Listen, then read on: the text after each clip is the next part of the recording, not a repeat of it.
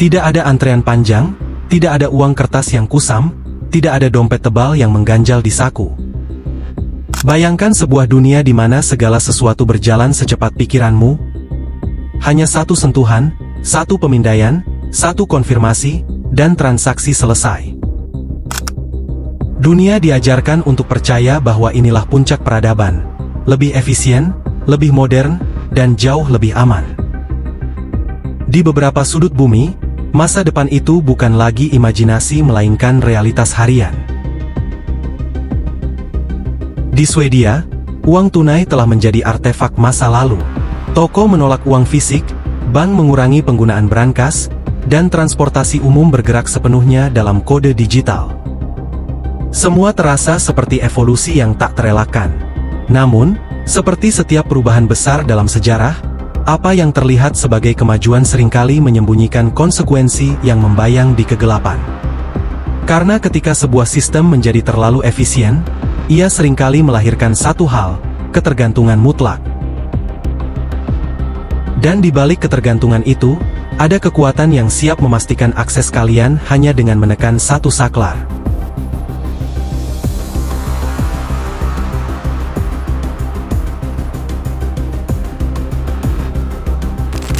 Selama bertahun-tahun, dunia bergerak menuju digitalisasi tanpa perlawanan berarti. Kita menerima setiap inovasi dengan asumsi bahwa teknologi selalu identik dengan perbaikan. Cashless menjadi simbol paling nyata dari pola ini. Dari sudut pandang praktis, hampir tidak ada celah yang terlihat.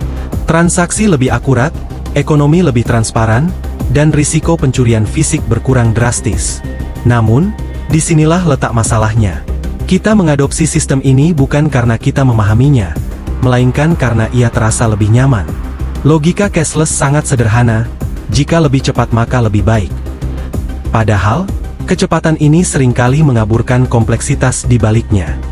Namun, dalam sistem cashless, setiap rupiah yang kita pindahkan melibatkan rantai proses raksasa, jaringan internet, peladen pusat, algoritma perbankan, hingga verifikasi digital global yang terjadi dalam hitungan milidetik. Kompleksitas ini sengaja dibuat tidak terlihat oleh pengguna. Mengapa? Karena ketika sebuah sistem menjadi terlalu rumit untuk dipahami, kontrol terhadap sistem tersebut secara perlahan berpindah dari tangan individu ke tangan infrastruktur.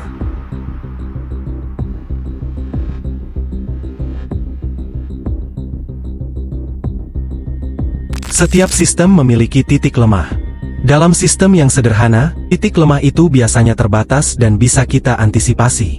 Uang fisik memiliki risiko hilang, tetapi di luar itu ia tetap bisa berfungsi tanpa syarat tambahan. Ia adalah alat pembayaran yang berdaulat. Namun, uang digital adalah makhluk yang berbeda. Ia tidak pernah benar-benar ada tanpa izin sistem untuk berfungsi. Uang digital membutuhkan ekosistem yang sempurna, listrik yang tak pernah padam, koneksi internet yang tak pernah putus, dan infrastruktur perbankan yang terus berjalan. Selama semua komponen ini bekerja, sistem ini terlihat sempurna. Namun, masalahnya bukan pada kondisi normal, melainkan saat kondisi menjadi tidak normal.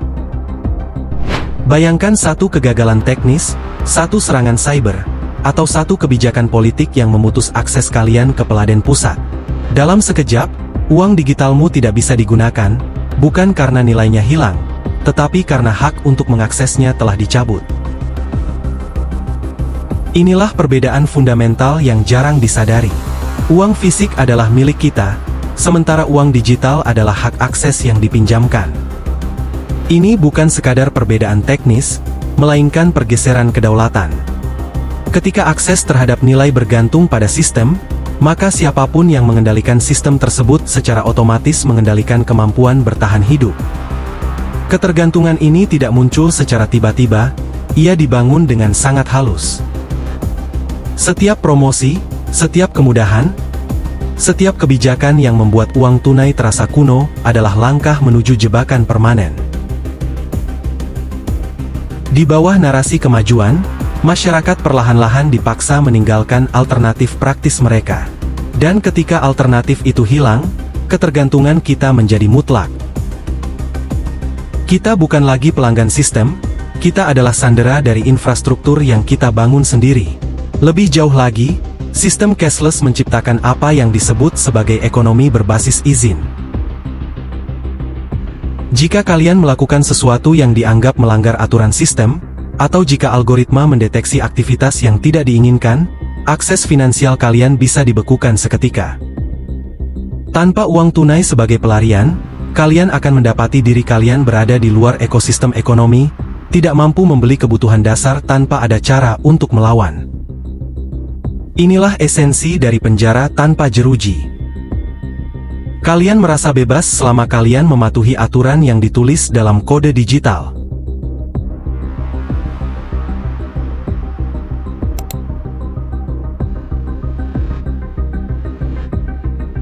Sistem yang kompleks membutuhkan satu hal mutlak, stabilitas. Namun, sejarah mengajarkan kita bahwa stabilitas adalah anomali, bukan norma.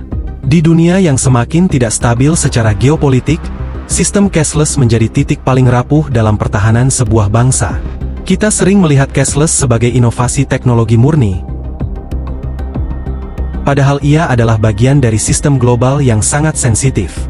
Ia bergantung pada aliran energi dan integritas jaringan kabel bawah laut yang membentang di seluruh dunia.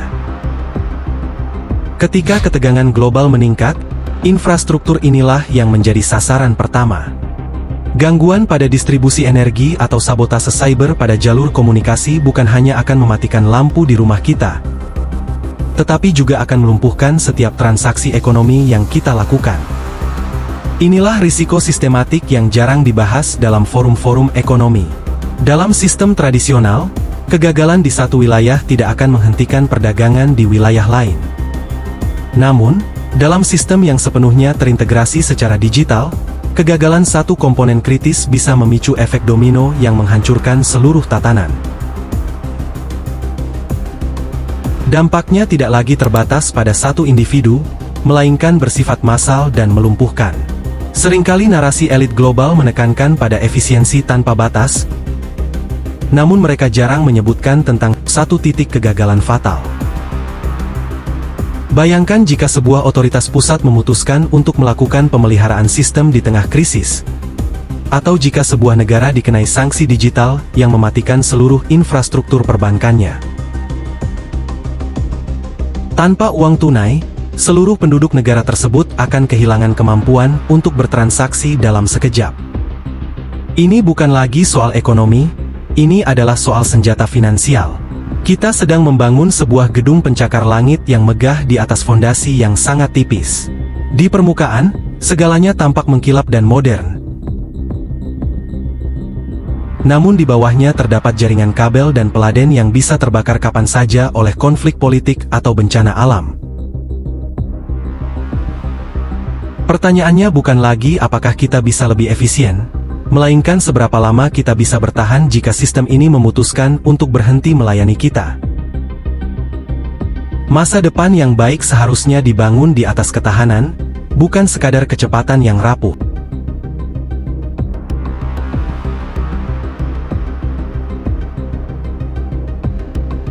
Selain dampak sistematik, perubahan menuju cashless juga memengaruhi cara manusia berperilaku. Uang bukan hanya sekadar alat transaksi, ia adalah alat kontrol diri.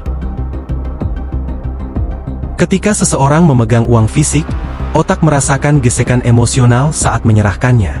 Ada kesadaran nyata mengenai berapa banyak uang yang dimiliki dan berapa banyak yang telah keluar.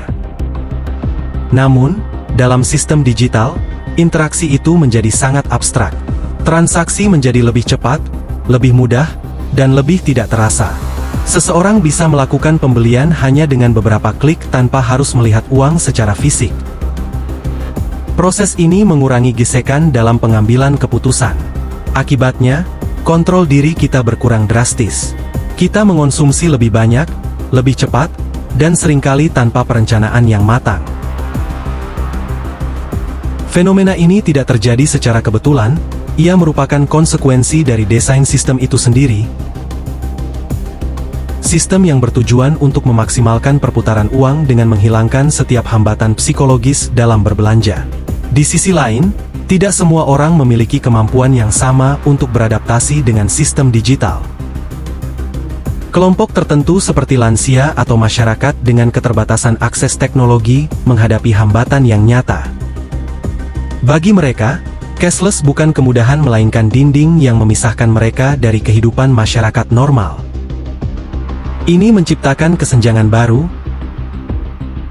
bukan berdasarkan ekonomi tetapi berdasarkan akses dan kemampuan teknologi. Dan di titik ini, konsep kemajuan mulai dipertanyakan. Apakah sistem yang lebih cepat selalu lebih baik?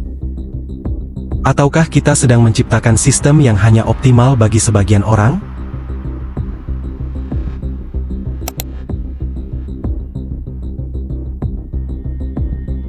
Cashless bukanlah kesalahan, ia adalah hasil dari perkembangan teknologi yang tidak bisa dihindari. Namun, melihatnya sebagai solusi tanpa risiko adalah sebuah kenaifan yang berbahaya. Ia menawarkan kecepatan, namun menuntut kedaulatan sebagai bayarannya. Cashless menawarkan kecepatan dan kemudahan, namun ia juga membawa ketergantungan, membuat kita sangat rentan terhadap setiap gangguan baik teknis maupun politik. Di dunia yang stabil, ini mungkin bukan masalah. Namun, dunia tidak selalu stabil. Ketika krisis terjadi, baik itu teknis, ekonomi, maupun geopolitik, sistem yang terlalu bergantung pada satu bentuk infrastruktur dapat mengalami tekanan yang signifikan. Dan dalam kondisi seperti itu, pertanyaan yang sebelumnya tidak relevan menjadi sangat penting. Apa yang terjadi jika sistem tidak bisa digunakan? Apakah ada alternatif dan seberapa siap kita menghadapinya? Kemajuan seharusnya tidak hanya diukur dari seberapa cepat kita bergerak maju, tetapi juga dari seberapa siap kita saat segala sesuatunya berjalan tidak sesuai rencana. Cashless mungkin adalah bagian dari masa depan, namun masa depan yang baik bukan hanya tentang efisiensi, ia juga tentang ketahanan. Dan hingga kita menemukan keseimbangan itu, kita mungkin baru saja membangun penjara yang paling sempurna, penjara yang kuncinya dipegang oleh sistem, sementara kita menganggapnya sebagai kebebasan.